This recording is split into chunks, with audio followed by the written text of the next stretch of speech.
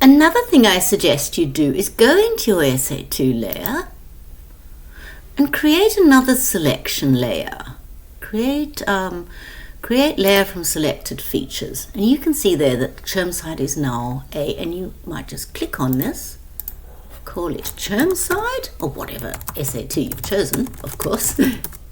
And I don't particularly want, I'm going to deselect that. I don't particularly want it obviously coloured in, so I might do no colour, and I might do the boundaries of it a colour that makes more sense. So there we have our, and you might be able to make it even thicker just so you can see it better. Let's make it 2. Okay, and save that. What you need to do from here is you can create a map from that. So click on, remember how to create a map from my instructions? Click on that and you see you have a map. This is my previous one that I saved, so we don't want that. What we want to do is change the title to something that makes more sense, so you can call it Chermside. Pretty basic.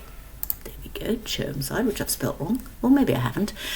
There's the legend, etc. You can make it a bit smaller.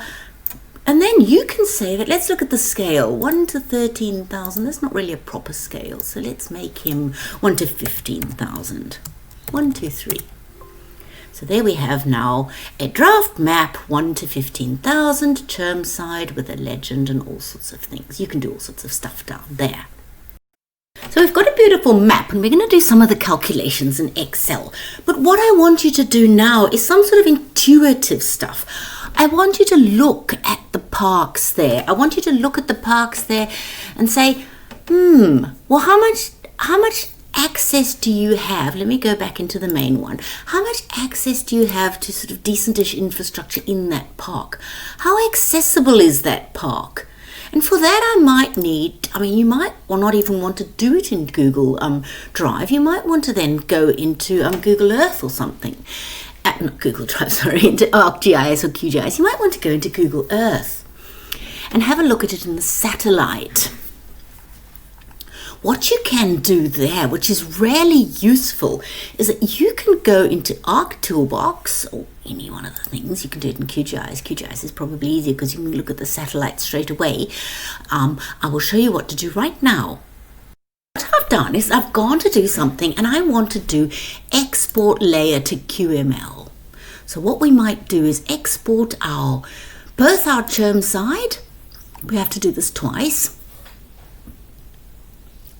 It takes a bit of time, and we're going to call it, it's actually called it KMZ. Output file, workspace. I don't really want it there, so we'll put it somewhere that's more intuitive. Where have I got it hidden? I've actually put it on my desktop. And I will go into there we go, desktop, GIS, layers for students, and I've called it Chermside. And I go save. Output scale, I'm not going to do anything there. I'm just going to go OK. Now that's done, but I'm also going to do my park attributes to KML. So let's go back into layer to KML, and we're going to look at the layer of the park attributes selection. We're going to change it into the correct place. Park, you might call it Chermside park attributes. We'll save him there, and we'll go OK. It's pretty quick. It won't take very long. And it's doing its stuff there at the bottom, and it's done. And in the meantime, as I've now opened Google Earth, I've got it downloaded, but you can do it online. And I'm going to open, and I'm going to add, let's have a look here, the KML layers. And you can do it both at one time. Let's go open. And it's going to zoom to those layers I've popped in Google Earth. And you can see there that you now have all of that. Google is going to take a bit of time to load because I'm working on a lot of things at the time and the internet's a bit slow, so we might zoom out a bit. Just wait for it to load in the satellite in the background.